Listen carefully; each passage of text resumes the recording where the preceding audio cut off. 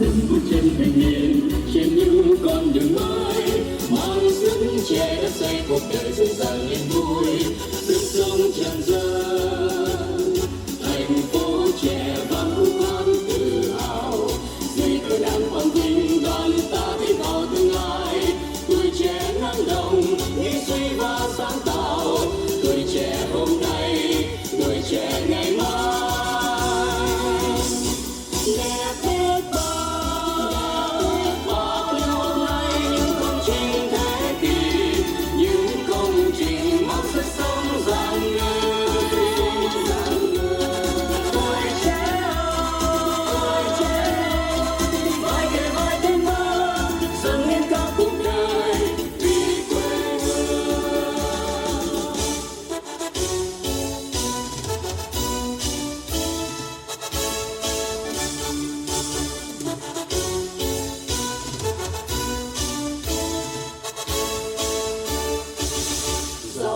Bước chân thanh niên trên những con đường mới, mang sức trẻ đã xây cuộc đời dồi dàng niềm vui, sức sống tràn dâng.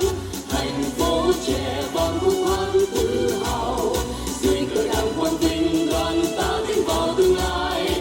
Tuổi trẻ năng động, nghĩ suy và sáng tạo, tuổi trẻ hôm nay, tuổi trẻ ngày mai.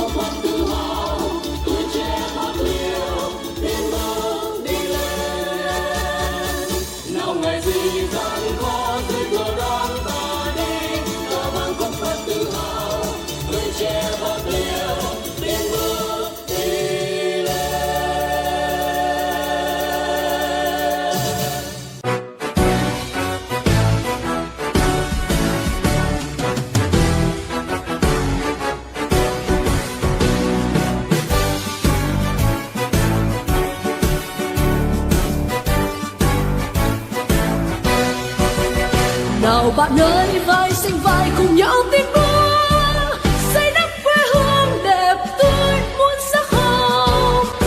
Tuổi thanh xuân nguyện dâng hiến cho non sông, kết ước cha ông dàn danh dòng máu thiên dầu.